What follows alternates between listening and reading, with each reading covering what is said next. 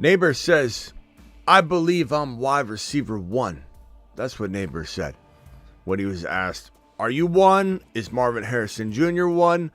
And then there's some other stuff breaking today that, take it with a grain of salt. But this report here from a NFL draft analyst saying that Nabers has been called a high maintenance prospect who could struggle in a big city.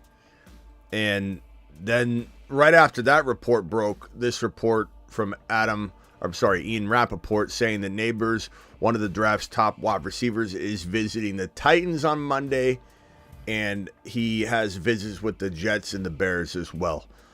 Clearly a top, 10, 11 overall player in this NFL draft. Now, where he goes will be very dependent on the teams that draft one after the other. It sounds like an oxymoron or Captain Obvious type stuff, but at the end of the day, guys, you can't sit here and say a guy like Nabers or a Dunze or even Marvin Harrison Jr. can't fall past 5 or 6, because it really comes down to the quarterback. It comes down to what these teams are doing. Is Arizona trading out and then a team coming in and drafting quarterback? Is Joe Alt then going to be a Los Angeles Charger? We're going to break it all down and more.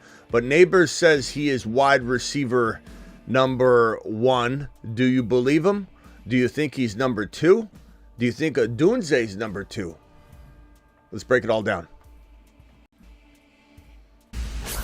Live from the FantasyFootballShow.com studios. It's the Fantasy Football Show. Live! Monday through Friday, 8 p.m. Eastern. Smitty is also live whenever news breaks. This is a fun topic to me. I absolutely love NFL draft time. I love prospecting. I love talking about what wide receivers are coming out of the woodwork. I love talking about the topics that a lot of other people don't like to touch, like could Odunze be the number 1 overall wide receiver in this draft class? Could Brian Thomas Jr. be the second or third best wide receiver in this draft class? Could Brian Thomas Jr. counterpart be better than Malik Nabers? I'm not saying that I feel that way necessarily. I'm just saying I'm asking the tough question, and everybody acts like you can't have this conversation. Everybody acts like you can't talk about that there's no player that can compete with Nabers or Marvin Harrison Jr. at the number 1 and number 2 spot. Number 1, Odunze 100% competes for the number 1 and number 2 overall wide receiver spot. 100%. I don't care what anybody says. That's why we made Odunze a moon man a long time ago. The moon men dropping loads in outer space. Look at him. He is a value beyond value. And if the landing spot dictates it, he'll be the number 1 wide receiver in the entire draft class. But maybe landing spot won't dictate it. Maybe landing spot will give Marvin Harrison Jr. his dream landing spot in Arizona. Maybe Nabers will get his dream landing spot in LAC, where there's a cleared out wide receiver room. And even if this offense decides to go very run heavy, very defense and Michigan football oriented, and they don't have as much going on in the passing attack as we would want right out of Herbert, it's still plenty for a number 1 wide receiver, given they have nobody. They have nobody. They really, Palmer's he's like Darnell Mooney, okay? Palmer's not an elite wide receiver. Never, ever will be. Quentin Johnston's not an elite wide receiver. Never, ever will be. Whoever walks into this room, whether it's Leggett later in the draft, Malachi Corley later in the draft, even a Keon Coleman or someone of that nature later, because they maybe go Joe Alt here, that wide receiver will eat, and they'll eat more than Quentin Johnston. They'll eat more than any other receiver on that team. Okay? But a lot of people assume because they would take Nabers at 5, he's going 5. I got news for you. Joe Alt he's already got a plane ticket. He's one of 2 individuals probably going to LAC if they don't trade out of the pick. Joe Alt or Nabers is probably going number 5. And there's even a shot they do something different. You could even look at this 1.5 draft selection by the Chargers as a 33% chance of Nabers, 33% chance of Joe Alt, and 33% chance of being traded. I'm not saying we have those numbers locked down to that. I'm merely saying you could argue that conversation because Joe Alt is not some kind of, bluff maneuver by Harbaugh, who's clearly talked about offensive line being the most important position on the entire football team, and Joe Alt being a generational talent. Some would say even a little bit more generational positionally than Nabers is. I think Marvin Harrison Jr. is widely accepted to be the generational talent above all positions. For his position, he's the most generational at his position than any player is for their position in the entire draft. Some might want to argue Nabers is also that guy. I get that, and I'm not mad at you for thinking that way. I'm kind of arguing that Odunze might quietly be the generational guy of this wide receiver group. So I can't fault you for feeling the same way about Nabers, but Joe Alt has that same kind of presence about him, especially to Harbaugh, who is very much not bluffing on the concept of building this thing from the trenches and running the damn ball. That's what he wants more than anything, defense and Joe Alt. It's an offensive line is a real possibility at number 5 overall. So back to the question at hand. I believe I'm wide receiver 1. I don't feel like it's crazy. This report here is again not something that you should be like too concerned about, but it's something to consider that there are teams that have talked about Nabers being a little bit of a concern, high maintenance wise, a prospect that could struggle in the big city. And you can say whatever you want about that. You can shoot it down and say this is just a bunch of horse crap talk from analysts that don't really know the player. But it's not like it's the first time I've heard it. It's not like I 100% buy into it. He's a young kid that is coming out of a college football environment that is about to go pro, and none of us know how he's going to truly react, and maybe he hits the ground running, and maybe he's taking the NFL level more serious than anybody can imagine. I think coming off of the back of the Rashee Rice situation, people are on their guard right now. They've got their guard up at least, and they're saying, okay, what wide receivers feel like maybe they have the potential to be kind of a concern. And I'm not saying I feel this way about Nabers. I'm merely telling you this report came out today. So we're here to discuss it and kick it around.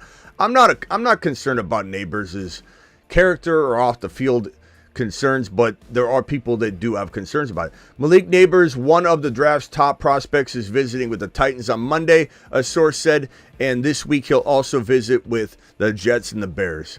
The Jets are certainly a team that would have to trade up to get Nabers, I believe. Could he fall a lot further than we think? Yeah, but could he fall to 10? Probably not. Could Odunze fall to 10? Yes, I think it's possible. Could Brock Bowers fall to 10? Yes, that's possible.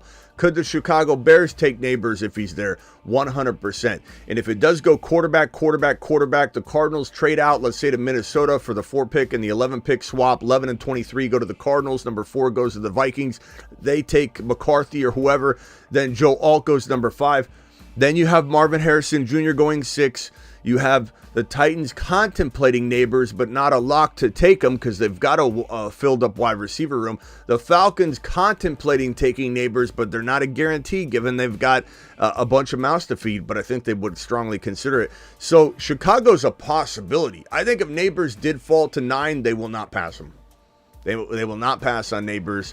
I think at that point, they would make a pick that would, I think, be one widely accepted by the fan base, one that could also assist in making sure that Caleb Williams doesn't bust as they're thinking. I think Caleb would feed him plenty. Look at Fields. Even Fields failing in Chicago, not his fault, of course, in my opinion, but even Fields failing in Chicago still made DJ Moore great. So there's no reason to be ultra concerned about Nabers getting the football from Caleb, even though I doubt Caleb in a lot of ways. Nabers also somewhat increases the likelihood that we don't see a bust out of Caleb. We just see somebody that doesn't, in my opinion, elevate to the level everybody's expecting. That's all. Caleb is not 100% locked to bust, in my opinion. He's got a lot of question marks, in my opinion. He's got a lot of things he's got to prove to me, and he's in a horrible situation that, yeah, if you bring in Nabers, it becomes a lot better, but I still don't know that they're going to develop Caleb exactly the way they need to get the most out of him. So busting and not being as good as everybody wanted are two very, very different things. Nabers would survive. Odunze would survive. Do I want Odunze in Chicago? I really don't. I want him somewhere else. I do. Bowers in Tennessee, that'd be fantastic. I would love Bowers in Tennessee. Zastro, 8-month membership, says Nabers falls in Chicago, Tennessee, or New York. Smitty the GOAT. Thank you, Zastro. I mean, your guess is as good as mine. It all comes down to Arizona and the Chargers. Arizona and the Chargers could throw a wrench into the entire draft. I think that's one thing people need to come to terms with, that you don't control where Nabers goes. Anybody thinking Nabers is a lock to the Chargers or Cardinals is really living in a dream world right now. It's a possibility of unfolding. If the QB goes Nabers, if the QBs go, Nabers is a lock to the Giants, says Jack. Probably. Logic tells you that. But they need a quarterback bad, bro.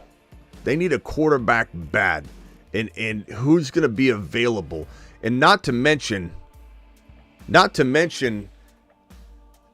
my boy, Penix Jr., Michael Penix Jr., Mars man extraordinaire. The moon men dropping loads in outer space. Look at him. All the ridicule your boy Smitty got over and over and over on my Penix Jr. talk, especially going into the national championship game, and then when I had to come live after he busted and everybody made fun of Penix Jr. Hit that thumb up button. We only got 30 thumbs up in here. I had to come in here and literally stand by my prediction, not because I was digging my heels in, because I truly from the beginning have not wavered. I didn't care about the national championship game in terms of my long-term outlook for Penix Jr., nor did I feel the same way that other people felt. Odunze came out and admitted that he ran wrong routes. The wide open touchdown botch had nothing to do with Penix Jr. The ball was supposed to be thrown exactly where it was. Penix Jr.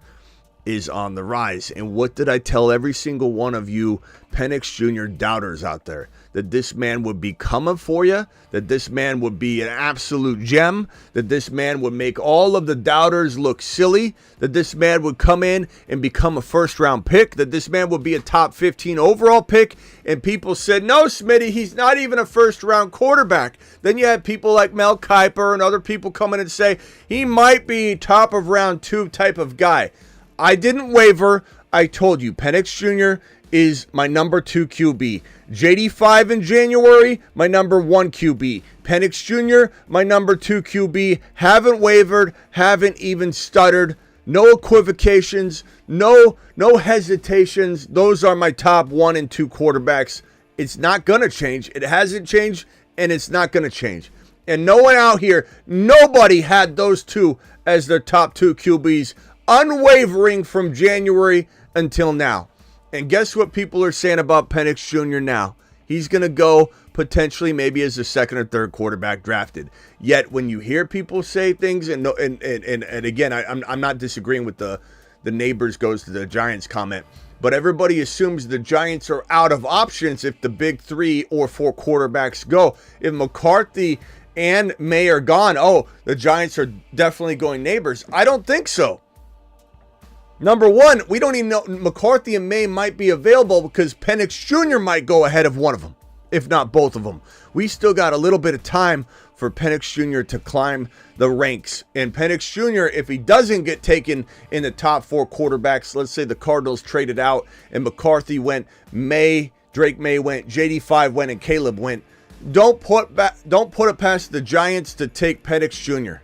at number 6 overall. Don't put it past the Giants to trade out and go Odunze later or something and give the Denver Broncos a chance to come in and get Penix Jr. at number 6 overall. Don't discredit Penix Jr. climbing into the top 6. I wouldn't be surprised if he fell into the top 12, 13, 14. It wouldn't shock me because everything's about trigger effect. You know, the Cardinals don't trade out. Marvin Harrison Jr. goes, trigger effect. Wide receivers fall differently. The Cardinals trade out of 4 and Minnesota drafts a QB at 4, trigger effect. Then all of a sudden the quarterbacks start going differently. That is the nature of the NFL draft. No one's right or wrong. No one doesn't. Niners says Penix Jr. is old and brittle. Bro, I don't know why you, no offense, Niners, I don't know why you even watch this show. You 100% disagree with everything this channel says. And you get it. What are you talking about? Penix Jr. stayed healthy for 2 straight years. He's old and brittle, yet he's stayed healthy for 2 straight years and absolutely crushed. He's a way better prospect than your boy Caleb, and he's going to smash. And you're going to come back and you're going to feel pretty silly when Penix Jr. is an absolute monster and he's taking on the NFL and smashing the hell out of opponents. Just wait, Niners. But I really do question why you watch this show. You are constantly against everything. Almost always. The ground under the Jets and Giants is not stable in the Meadowlands. Before landing destinations, I'm going to go with Odunze as the wide receiver 1, says Kentucky. I love Odunze, man. I hope Odunze falls to the right freaking spot. I hope Odunze. And for those saying that Penix Jr. is older, he stayed to prove that he's not brittle. And so he does that, and then now he gets the "you're old" comments. If Penix Jr. tried to come out without proving he wasn't brittle, then you say he's brittle and not proven to be healthy. He can't win. He can't win with the hater. Penix Jr. can't win with the hater because if he stays and proves he's totally healthy, plays 2 straight elite years, not good years, 2 straight elite years, now he's old. Do I think that Nabers is the number 1? I do not. I think Odunze is the number 2, Marvin Harrison Jr. is the number 1, and Nabers is the number 3. Do I think that Nabers could go to Arizona in a trade down, let's say, where Arizona trades down and the cards fall a certain way, and MHJ goes to the Giants, let's say, a bad spot for a wide receiver in 2024, and let's say Odunze goes to Denver or something like that, and then the only wide receiver, let's say Nabers goes to the Cardinals, then Nabers is the number 1 rookie wide receiver. This is a landing spot situation, bro. This is a landing spot situation. That's what this is about. These are that good. These 3 wide receivers, there is no elite over every other wide receiver top 3 guy here. All 3 of these guys are in the same bucket. Nabers, Odunze, MHJ, landing spot will determine who is the best wide receiver of the 3. Nabers has a shot to be the number 1, but he needs the landing spot.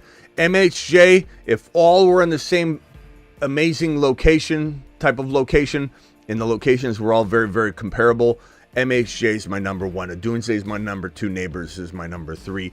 I think Brian Thomas Jr. is closer to Nabers than Nabers is, if they're all in the most ideal landing spots, to Marvin Harrison Jr. I think Brian Thomas Jr. is an absolute monster. He's one of the fastest. He's an unbelievable route runner. He's effortless in his routes. He's effortless in his separation. He's got just an amazing skill set that's completely overlooked. He's an absolute touchdown machine.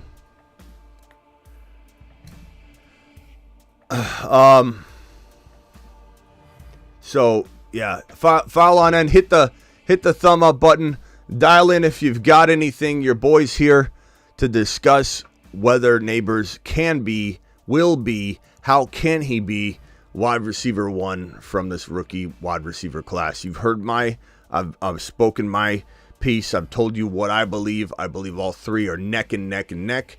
I think Brian Thomas Jr. is closer to this tier, this group of three, than people give him credit for. But I think landing spot will determine everything. It's going to be an unbelievable draft, and landing spots are going to be unbelievable. What's up, Raj? What's up, Kentucky? What's up, Douglas? What's going on? D-Town in the building. Mr. TD, what's up? What's up, Grapefruit? Tennessee probably taking Nabers after Houston got Diggs. They could. They definitely have a full wide receiver room. You know. And the only concern is MHJ clear number one for sure. If they're all in landing spots, MHJ, Odunze, Nabers in that order. But what if MHJ goes to the Giants and Nabers goes to the Cardinals, or Odunze goes to the Cardinals in some sort of trade down swap that falls that way? You guys are going to see Odunze go nuts with Kyler Murray in Arizona. I don't want any of these wide receivers. My fear is Nabers goes to the Giants and has no quarterback for a year. My fear is that Nabers goes to the Giants and maybe has no quarterback for 2 years. I'd rather have Odunze in Tennessee with Levis than Odunze in New York. However, that's my initial thinking. If Dable doesn't get fired and he's able to cultivate a quarterback, then long-term, Nabers or Odunze in New York could prove to be a very good long-term spot, but it's a very tricky situation with a lot of moving parts that may or may not all line up at the end of the day. And then where are we at?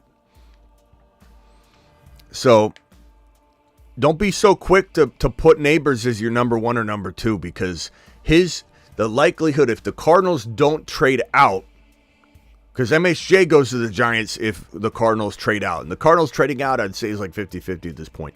If the Cardinals don't trade out and they draft MHJ, Nabers could fall in the worst spot of the three wide receivers.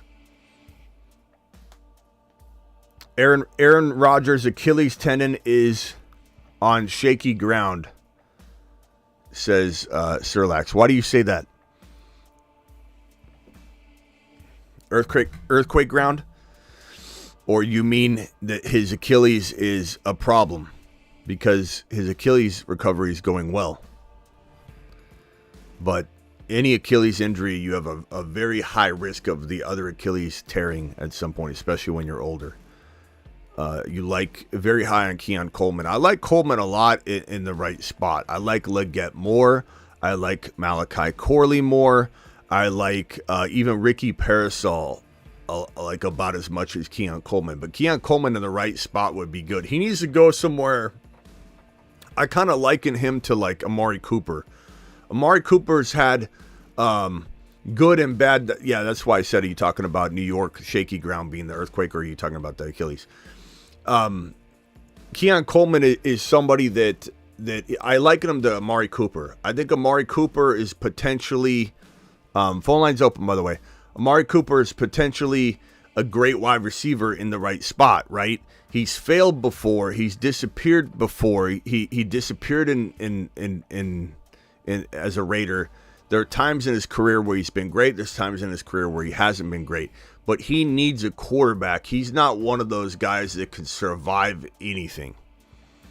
Like a MHJ pretty much can, or a JJ can. But we don't want that for MHJ in his first year. We don't want him in New York where he's got to survive, because he will progress slowly his first year in that environment. Once he's established, he could kind of get away with what JJ's doing.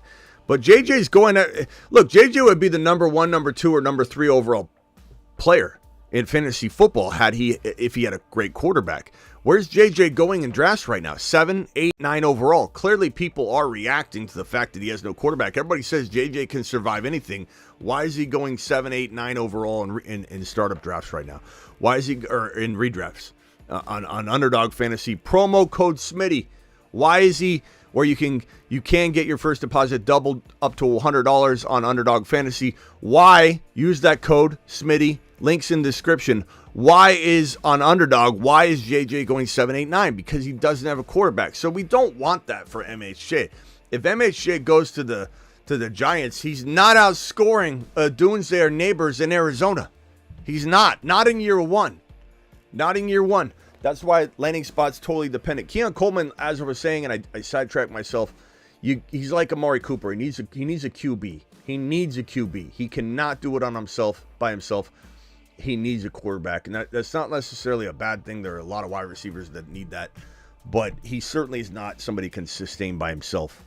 And they build a team around him. He's not that good. A.D. Mitchell is fantastic. Put A.D. Mitchell in Green Bay. Put A.D. Mitchell in Buffalo. Put A.D. Mitchell in Baltimore. Put A.D. Mitchell in Dallas, although I'd like to see A.D. Mitchell go to Buffalo where he can maybe become a wide receiver one, or Baltimore compete to be a wide receiver one with Flowers. But Dallas would be an interesting landing spot. I could see A.D. Mitchell in Pittsburgh for some reason. A.D. Mitchell in Cincinnati would be interesting. Keon Coleman in Cincinnati would be interesting. The Bengals are still very, I think, prone and likely to consider the right trade of Higgins because they have not locked him up for a reason. There's a little bit of a difference between Higgins and Aiyuk. The Niners want to bring Aiyuk in on an extension and have him be a part of the team for the long term as potentially the number one wide receiver on the team. The Bengals do not need Higgins to be the number one wide receiver. He cannot be the number one wide receiver, and they certainly can't pay him like a number one wide receiver. All things Higgins wants to be, thinks he is, and so there's a different relationship and reciprocation going on between the Bengals and Higgins and the Niners and Aiyuk. Now, that's not to say that Aiyuk doesn't get traded. That's not to say Aiyuk doesn't request a trade here very shortly as the NFL draft approaches. If he doesn't feel any progress going, doesn't mean he will get traded, though. It just means his camp might float something out. Maybe not even an official trade request, but something like Debo's. We never really got Debo pinned down as an actual physical full-blown trade request. It was a floated behind closed doors trade request rumor that triggered a lot of pressure for his situation. I think we might see something similar, but the Niners still very much want to bring Aiyuk back. Higgins is potentially on the move. So why do I say that? Potentially, if the right offer came along, because the Bengals still might draft a wide receiver here. And even if they keep Higgins, there still could be a draft day trade, after they even make a selection, but on day one. But I believe that a wide receiver is still a possibility here because Higgins is not a long-term answer. Higgins may not be there. But Bolton says, Bolton boys, appreciate your super chat, dropping a super without anything attached. Appreciate you, my guy. I'm a Niner fan, and I think Aiyuk will stay unless the Niners offer a top 10 pick. You're not getting a top 10 pick for Aiyuk, bro. You're dreaming. You're absolutely dreaming. He's worth maybe something in the late teens at the earliest, something in the early 20s, something late with an additional pick or some kind of player. But you're not getting a top 10 pick. That is a pipe dream if you think that someone's offering a top 10 pick for Brandon Aiyuk. You still got to pay him. There's a whole lot of other things that go into that, bro. But I would say that it doesn't matter what you think, Nolan. I'm sorry, it doesn't. Your feelings mean nothing to the Niners. My feelings and predictions mean nothing. What matters is, are they resolving the issue? Are they going to be able to? Are they really far apart? Does JJ sign his extension before this Aiyuk deal happens? Because that, even though JJ and Aiyuk are worlds apart in numbers, it will still pull and vault up Aiyuk's numbers slightly. It will drag them up. It's like a cobweb that is hanging over everybody. And at the top of the cobweb is JJ's contract. But as JJ's contract gets pulled up to a higher level, those cobwebs that trickle down on all the other contracts will pull up naturally Aiyuk's deal. You know what I'm saying? So Aiyuk, it comes down to what kind of offer are the Niners going to receive? What is an offer they can't refuse? They're not looking at top 10. They're looking at anything probably in the teens if they feel like they can't resolve this contract. If Aiyuk's camp is like, we're getting 26, and they're like, look, we're at 22. We'll maybe go 23 and a half. We'll give him exactly what Debo has. We are not going higher. He'll get what Debo's getting, or he's not going to get anything. If that's the conversation that's being had, then then there's a riff, an unrepairable situation that they know they can't resolve with the contract because Aiyuk wants way more than that. Higgins wants way more than the Bengals are willing to give him. That's why a deal hasn't even been close to getting done. They're still going to try and work on it. Higgins might find out that his market value isn't what he thought, and he'll come back to the table and sign something. It's certainly possible. But Aiyuk is on the move if they can't come to terms or anywhere close. If they're miles apart and the right offer comes in. Past that, Aiyuk ain't going anywhere. It all comes down to that. Those two components. It doesn't matter what anybody says. It doesn't matter what the Niners say. It doesn't matter if John and Kyle come out today and say, we're not trading Brandon Aiyuk. That means nothing. What matters is how far apart they are, and does someone offer an offer the Niners can't refuse. Everybody's movable. Everybody. I'll trade Debo and keep Aiyuk, says Roger. That would be harder to do. It's possible. But, if I was the Buffalo Bills, and I've said this before, we got videos on this where I've said, if I'm the Buffalo Bills, I get rid of Diggs, I bring in Debo Samuel. And I win a championship. If I'm the Buffalo Bills, I get rid of Diggs, I bring in Debo Samuel. Now, Buffalo's, can they afford it? What is going to happen? The cap's movable. I got a bunch of calculating Caleb's in my comments on my video talking about how Dallas crapped the bed not bringing in Henry, Jacobs, or Barkley. And these Excel Erics are like, you guys are such a bad take. They had no money. The cap is not real. Like, to a degree, you can maneuver a ton. The Niners were in cap hell, and they made 2 reconstructed contract moves, and they freed up something along the lines of middle of the league in terms of cap space. It can happen in 1 or 2 moves. You can literally free up a boatload of money with 1 contract reconstruction.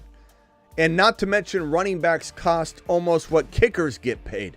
So get out of here with your, the Dallas Cowboys didn't have room to make the move. There are deals that get signed where teams are $50 million over the cap. And it all comes down to what you do at the end of the day, how you move it around, what kind of money you move up front for players, turn things into signing bonuses. And not to mention, if anybody thinks they have a handle on what exactly needs to happen for this, that, and the other contract-wise, I think you just got, as well as me, taught a lesson. The contracts are more complicated, and there's more wiggle room and creativity around contracts than anybody ever imagines or knows about at the onset of a discussion or potential player getting moved. Look at Diggs getting moved to the Texans and eliminating the last 3 years of his contract, voiding 3 years, turning his deal into a 1-year deal, turning a 4-year contract into a 1-year deal. We can never look at contracts the same. What the Houston Texans and Diggs did opens the door to a conversation that can always tear down anybody's argument as to why a team can't afford this big fat contract. We clearly have a new avenue of contract negotiation that may or may not be explored for a while, may be explored a lot in the coming future, but the fact that Diggs' 4-year deal got turned into a 1-year deal was astonishing, and it shocked a lot of people, including myself.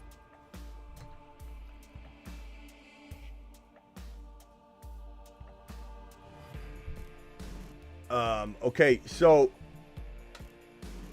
hit me with your questions. Dial in. Sebastian, you're live on the phone line. I'm sorry, I forgot you were there. Sebastian, what can I do for you? You're live. He's been sitting there. Garrett Wilson at ADP, same as last year. What do we think? Garrett Wilson at ADP. Love him. But doesn't mean I don't love 3-4 guys exactly as much, or a couple guys more. I love Kyron more than Garrett Wilson. They're going exactly at like that 13 overall territory. Kyron as your number 1 second-round player, as your second drafted player with bookend picks, or if you got the 11 pick and you can get him at the 14, Kyron is probably the steal of the draft at that territory, more than Garrett Wilson.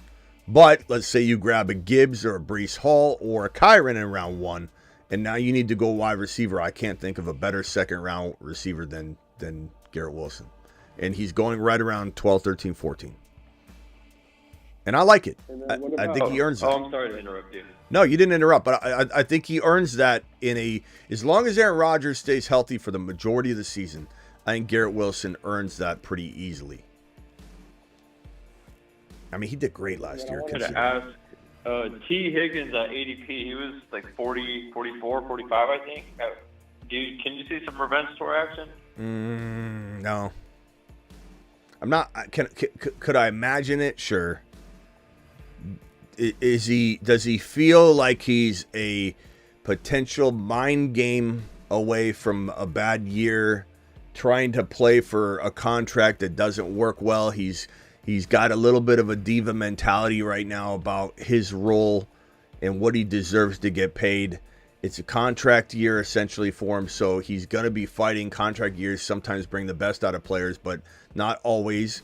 And if he gets banged up, then his contract year becomes a problem year for him. It becomes a year where he didn't capitalize. I don't know. He's been, even though he's played, I still believe,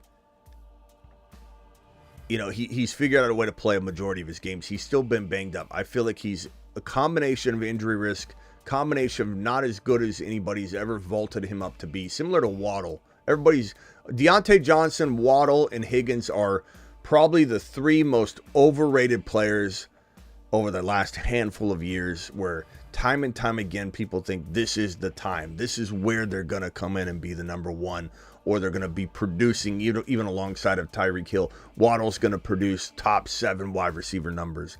And Deontay Johnson, no way. Deontay was like a second and third round pick over a year ago. It was crazy. I was absolutely out of my mind every time I saw it. Waddle went in the second round last year, and I lose my mind every time I see it. And Higgins, he doesn't deserve to be anywhere near a Patrick Mahomes or a Jalen Hurts. Do I like him? Sure. If he gets traded to Buffalo, we have a totally different player, totally different value, totally different conversation to have. But if he stays in Cincy as the number 2, I don't think he's a smash at even 40 overall. I think he's okay. He's not like a bust there, but he's not my favorite pick there. That's for sure. And I just have one final one. Which one at price is your favorite Texans receiver? Because they're all going at a really weird Tank Dell. But ADP. Yeah, Tank Dell, but I saw him go in the third round like twice in a row now, and I'm confused as hell, man. I'm confused as hell as why. I think everybody, you know what I think's happening? Everybody's reacting differently, and everyone's expecting Nico to fall, and he's not. Everybody's expecting Diggs to fall, then he doesn't. Everyone's expecting Tank to fall, and he doesn't. And they're all three going too high. Like they're all three of them are going way too high. You can't know. Not to mention, there's still a threat that all three of them rotate, kind of like Nico and Dell rotated. There's a real possibility that there's a 3-man rotation, wide receiver 1B, 1B, 1B. Or you could even call it 2A, 2A, 2A. Like, I think that at the end of the day, Dell will fall. But the other thing, too, is, I don't know if you've noticed this, but whenever the Texans even, or anybody, puts a graphic up of this new offense and they can only fit a couple of the wide receivers on, it's always Stroud, Diggs, and Dell.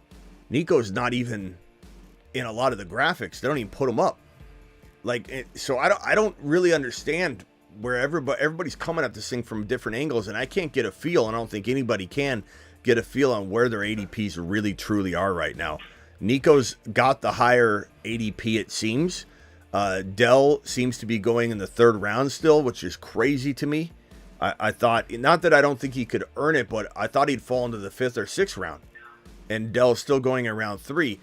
Let's give it some time, because I think all of them start to drop a little bit, and then one of them's going to sail down a round or two.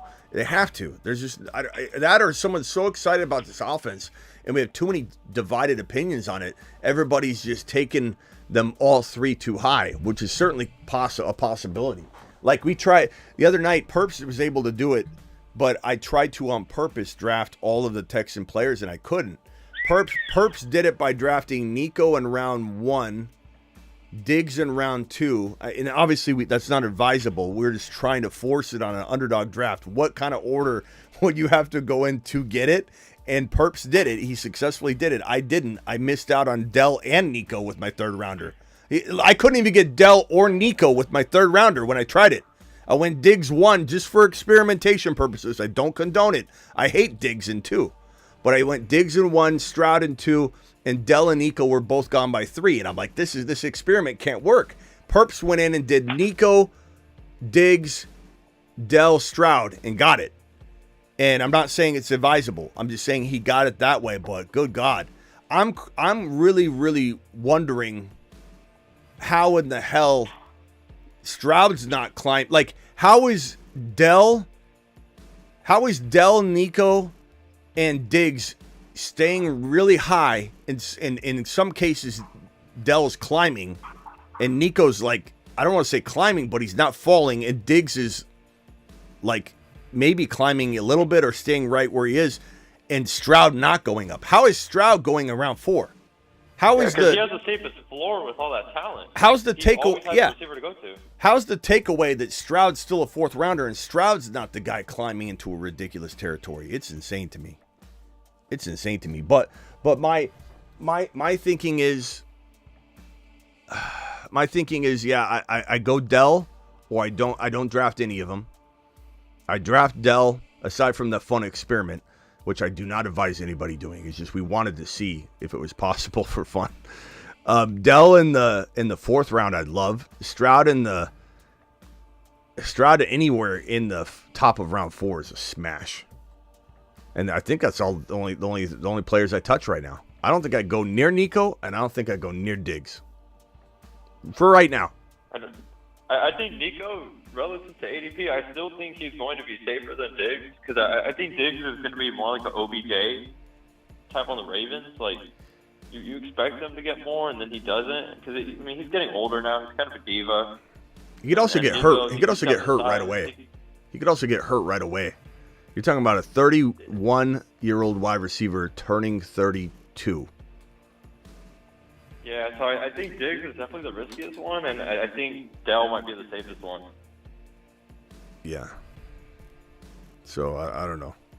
We'll see what happens, bro. It's certainly going to be interesting how it all shakes out.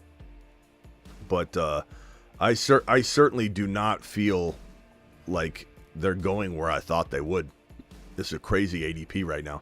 That's why I would say let the dust settle before you do too much. Like, take Tank where you can, take Stroud where you can, and just kind of wait it out. But to go near anybody else at higher cost, I just wait. People are out of their mind taking Nico in the 2nd round still. Which again, and he's the one guy they're talking about. Will they re-sign him? Because he's going to need a new contract here shortly. And, he could be on the move, in a year. So, you think about like that, him and Diggs, like Tank Dell should be the safest guy rapport-wise on the roster.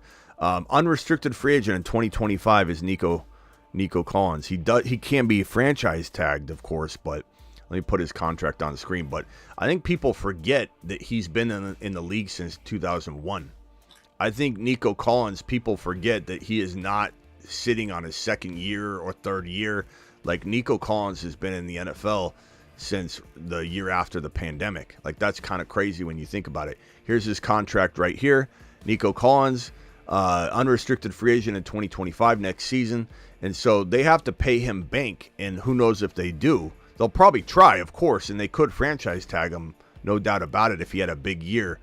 But this is why I think you see a lot of graphics, even from the Houston Texans or people that are like, here are the top, team options. These are the guys that are locked in for the long term. Here's Dell, Stroud, and then they throw Diggs in because he's a fresh face. But it's weird to me that they leave Nico off. He's always off all the graphics.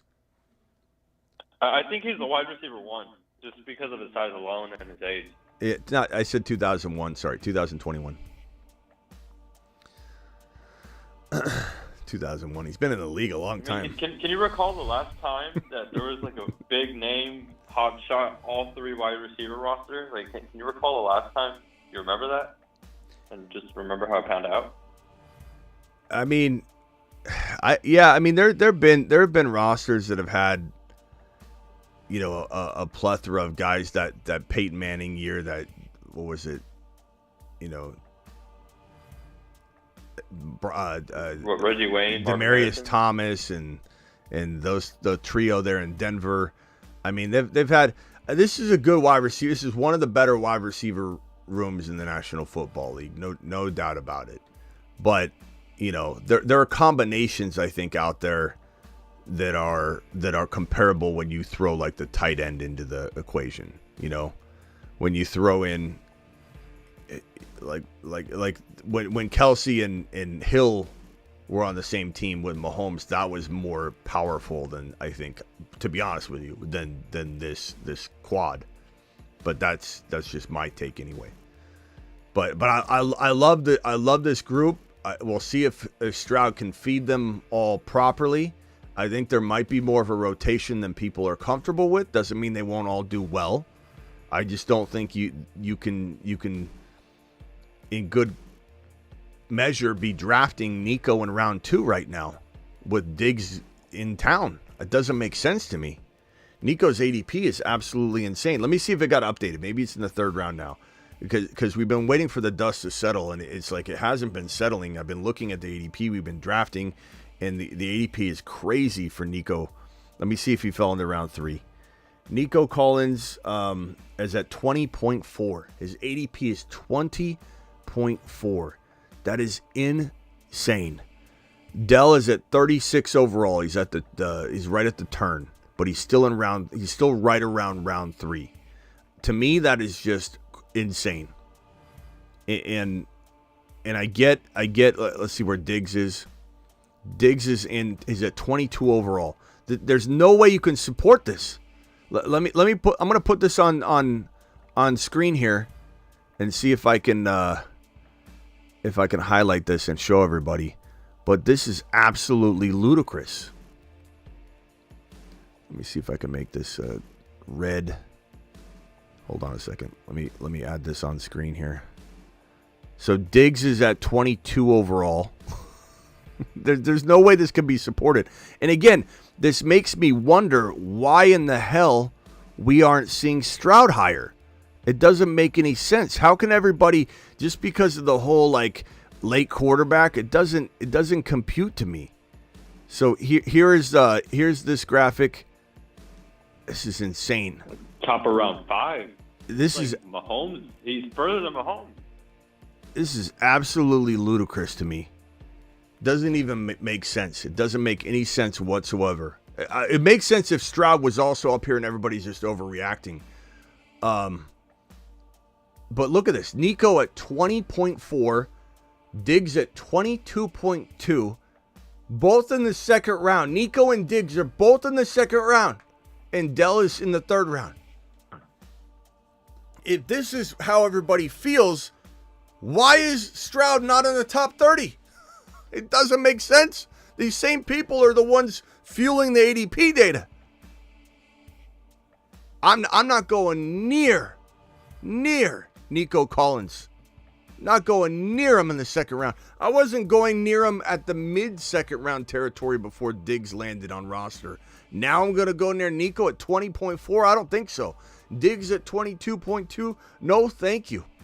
Those are disaster ADPs waiting to happen. Dell should be falling because of these two alone, but it's not. It looks like it's trending maybe downward. So if Dell can get into the 4th round comfortably, I'll be fine with it. But this is absolutely ludicrous ADP data. Just absolutely ludicrous.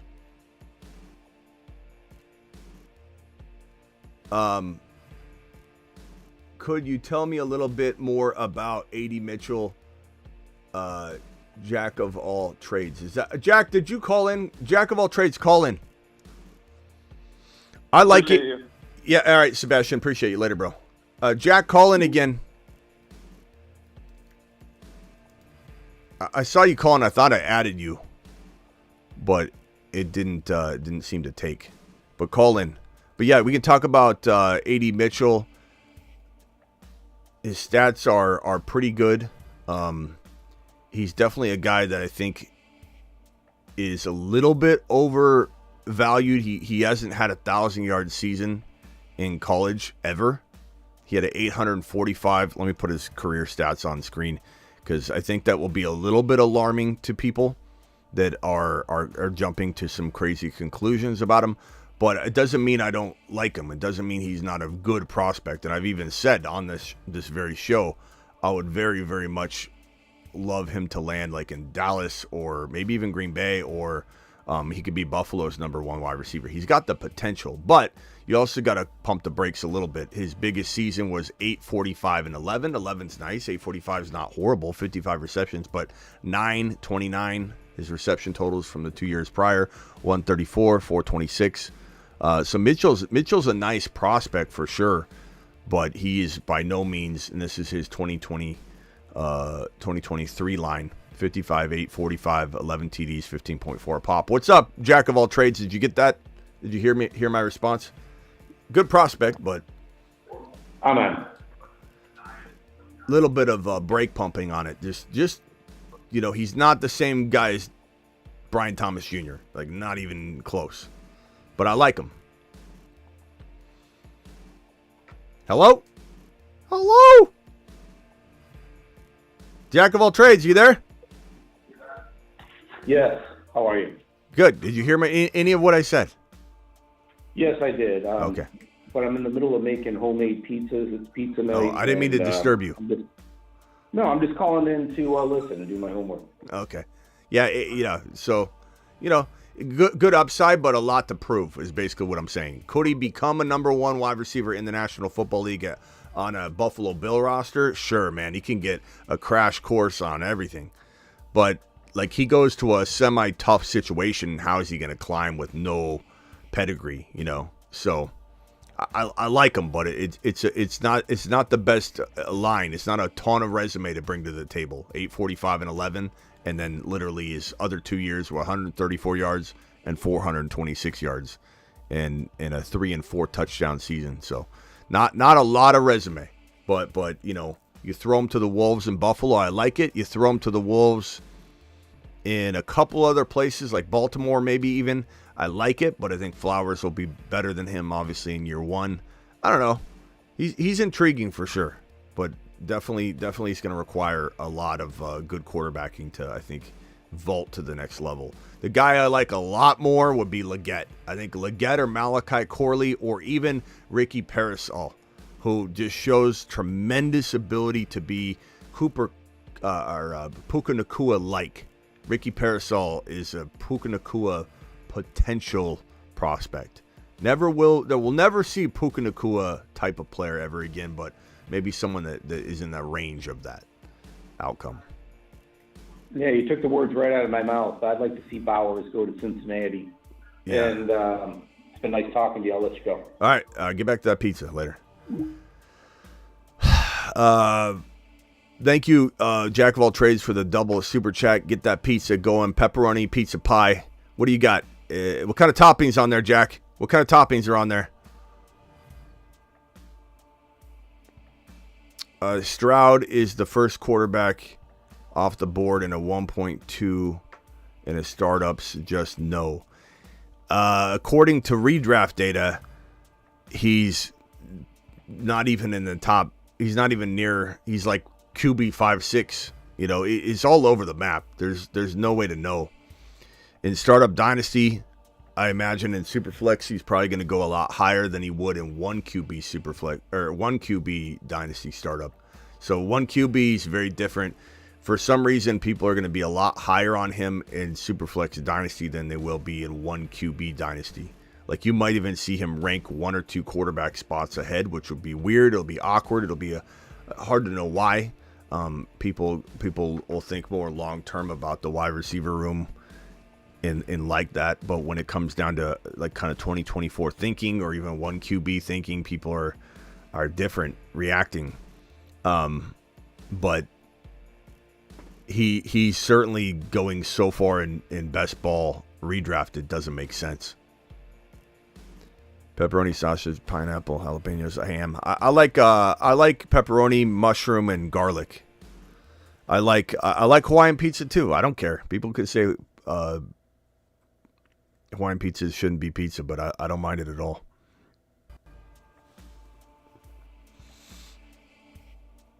Stroud's not my number 2 in Superflex. He's in the top 5, but I still have Mahomes and Hurts or Mahomes and Josh Allen, and maybe even Hurts above him still. But I absolutely love Stroud, and he's a top 5 dynasty Superflex lock. But I wouldn't say he's a lock at 1.2 in every draft. Maybe in the drafts you've done, but there's certainly people still obviously contemplating Mahomes and Josh Allen, because we're seeing it in a redraft like crazy. It's insane. How do we feel about Trey Benson? Depends where he lands, Roger. If he lands in Dallas, he's going to be the number 1 rookie running back taken. If he lands in a crowded running back room, and to be honest with you, there's not a lot of running back rooms that make sense for a rookie running back, then if he goes anywhere but Dallas, how can we love him? Where would he go? Where do you want him to go? Houston, I guess, but is Houston going to be a problem? They might be. You know, it might be a 3-headed monster in Houston. LV, I like Zamir White. I don't really want that. Denver, I like Javonte, but I don't, those locations, maybe they're giving up on their RBs. Could New York draft a running back? Potentially. Could Minnesota be a quietly good place for a rookie like Trey Benson? Because I don't think, Aaron Jones has time left, let alone maybe a full year. Lad McConkey, I like Lad McConkey a lot. Yeah, national championship, Matto, is correct. Underdog will be dropping $1 million worth of cash, airdropping into Underdog accounts. Please click this link and use code Smitty. All you have to do to qualify to get any of the cash that they're dropping, and again, they're dropping a sum total of $1 million into random Underdog accounts. Qualifying accounts just have to be a verified account. So click that link. That link will also insert code Smitty for you, and you can double up to $100 in your first deposit. So please hit that link right now. It is in the live chat. I just dropped it. Make sure you have an account. Just get an account. What if they drop a couple hundred in your account? We had somebody get like $20, and then they're like, "Man, I only got 20," and you're not guaranteed anything. But then they got an additional drop. So it's not like they won't randomly find you twice. What's up, Rock Out? Yeah, what's your feeling on Nabers if he goes to the Chargers? You think that's the best spot for him? Yeah, probably. I mean, assuming that the Cardinals take MHJ, I don't know that I don't know that it is the best spot Arizona is, but it would be the best spot if that spot's consuming MHJ. Because again, I'm not like super excited about Herbert's stats, but there's no wide receiver there. Nabers would get plenty of targets, and even if they throw a lot less, somebody needs to grab them, and he would consume a lot of them. I think that would be the best spot for him. If he goes to, we're talking about Nabers, if Nabers goes to the Giants or even like Denver, let's say, without a quarterback, if Denver doesn't go quarterback. So if Nabers goes to like Denver, they trade up and take him. I'm just giving you a couple examples. That would be a place where I don't love him without a quarterback. In New York, without a quarterback, I don't love him. I do like the prospect if, let's say, Dable is not to get fired and he is able to develop a quarterback next year, because I think he is good at developing QBs. Maybe, I don't know why he thought Danny Dimes was the answer. Maybe that a lot of that wasn't his fault. I don't know. We'll find out later. But I do know he molded and sculpted Josh Allen. I do believe in Dable, his QB cultivating skills once he has that quarterback in his room, at least. I don't know about scouting him or how that unfolded the way it did, but if Nabers or Odunze has Dable there with the quarterback a year from now, I like it. But who wants to wait? Who wants to wait on that? I don't want Nabers or Odunze there in New York personally. But I do believe New York is a strong possibility to take Nabers if he's there. And Odunze has a strong possibility going to Chicago. if he's there at 9, and I don't really want either of those as well. I believe one of Nabers or Dunze will land in a spot we don't love. Yeah. It's looking that way. Yeah. We'll see. Like if he gets past 5, he'll probably be like a giant. Sebastian says, am I buying MHJ at ADP? Yeah, if he's with Kyler, he's going to easily earn that second round value. I'm very comfortable going Gibbs or Bijan or Breece Hall or Kyron in round 1 and having MHJ as my wide receiver 1. I'm fine with it. Do I want to do it in every league? No, it's probably not smart to do it in every league, but it's certainly something I'm going to deploy a couple times this year. But diversifying is good. But it's a good question. And do I like MHJ in New York, though? At cost? No. I think his value drops a lot, though. He might go around 3.1. If he goes to New York, I don't think he'll go at 2.5 anymore, 2.4. I think he'd drop quite a bit. Could he survive any situation? Probably, but we don't want him to survive. Look at JJ. JJ's surviving, but he's a 7 or 8 or 9 overall pick. He's not number 1 or 2 or 3. So how is surviving? How's surviving working? Clearly and I like that. I like that you can grab JJ at 7 or 8 right now. I feel like that's a good value. Especially if they get Penix Jr. in Minnesota. This will be, I might have a video on let's buy a bunch of JJ right now on the assumption that Penix Jr. is going to Minnesota. then I might have to I'm going to write that down. I'm doing a video on it. Because look, JJ crossed a territory where this would be a perfect line in the sand reminder of what line in the sand is, the phrase that I've coined over the years. And JJ going from 1, 2, 3 overall and falling in the line in the sand of where he flips from kind of being a little bit of a concern as the number 1 or number 2 overall player to flipping into an immense value at 7, 8, 9 overall. You can have a line in the sand inside round 1. There's no rules as to where the line in the sand's got to be. Oh, you can't have a line in the sand unless it's like a later player, Smitty, like around 3. We can do whatever the hell we want. That phrase was originated here, so we get to define it however the hell we want. Line in the sand can live anywhere. And the line in the sand for JJ lives at 7, 8, 9 overall.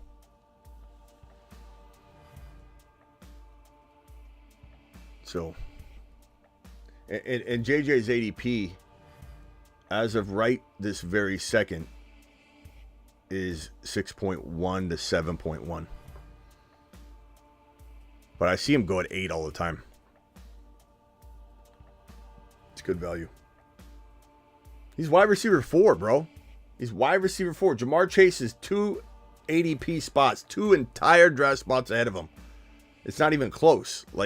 When you're talking about 6 overall picks, 2 draft slots is huge. That's a big percentage.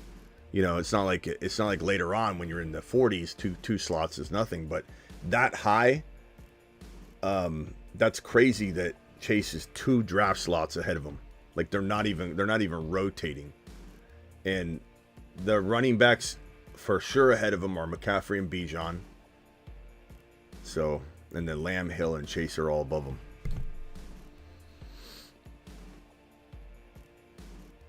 JJ and Burrow are my highest drafted players. Wouldn't that be amazing if JJ was on Cincinnati?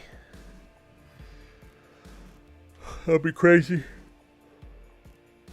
All right. Rock out. Appreciate you, bro. I'll be back later tonight. All right. Appreciate it. Rock out to the moon. All right, everybody. How many people are in here? We got 115 from YouTube. Punch that thumb up button. We've got about 80 in from Twitter. Twitter, make sure you're over on YouTube. Links in the bio on Twitter. And subscribe. You get a much more interactive experience over on YouTube. Plus, that's where we live. I love streaming to Twitter so I can get more people over, but YouTube is the home. And I don't know that every stream will be on Twitter, so you want to make sure you're subscribed. Thoughts on Lamar? On Lamar, know that Stroud hype over him in value. I don't know what that means, Perry. Lamar because of the overhype on Stroud. I don't think Stroud's being overhyped, though. That's probably what I'm kind of like hinting at here, is that the fact that these ADPs are sitting here right in front of our face, bro. Nico at 20.4 right now. Diggs at 22.2. Dell at 36. Third round value, really. Like Stroud, this to me, this means Stroud's a top 30 overall pick, and he's not. Stroud has got an ADP of 51.9. He's behind Mahomes by, well, he's kind of tied with Mahomes right now. That's crazy. Lamar is going 43 overall, and Stroud's going 51. So from what I think you're asking me, what about Lamar with the Stroud hype? Stroud is literally 10 spots roughly below him. 10 draft slots. No.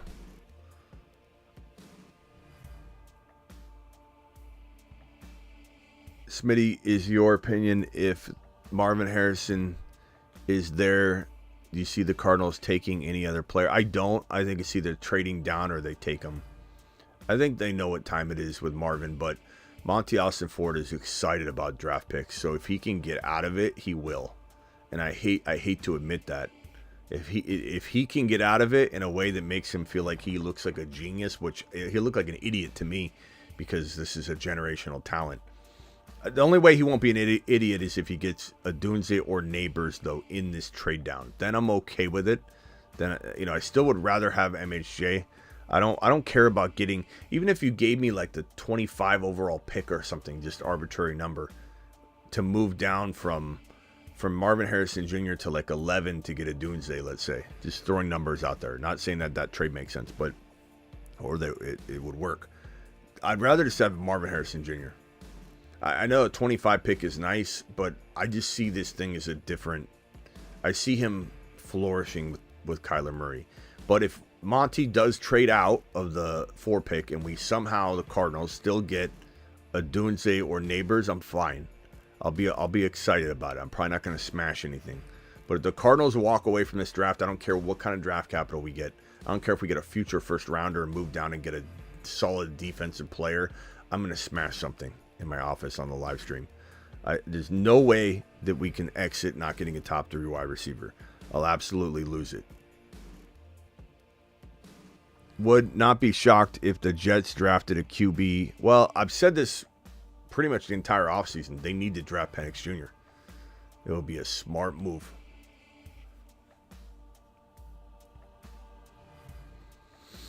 All right, I'll see you all a little bit later. Appreciate every single one of you in here. 115 of you on YouTube. Punch that thumb up button on the way out the door. Thank you all. You guys absolutely rock. Do it live. We interrupt this program to bring you a special message. Oh, real quickly. I will be back later tonight to do some sort of stream. I'm sure there'll be either breaking news or we'll do something. So please come back tonight. Please be subscribed. Again, Twitter, make sure you subscribe. We will be back tonight. We interrupt this program to bring you a special message from the Bruce's mother. Get Bijan.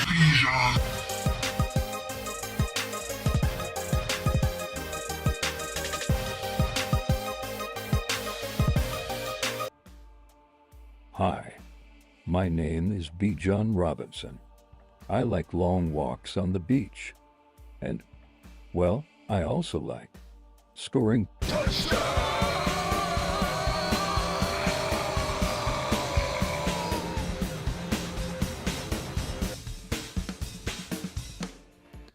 live Monday through Friday, 8 p.m. Eastern, every single Monday through Friday, live whenever big news breaks. I'll see you all tonight. We will be back tonight.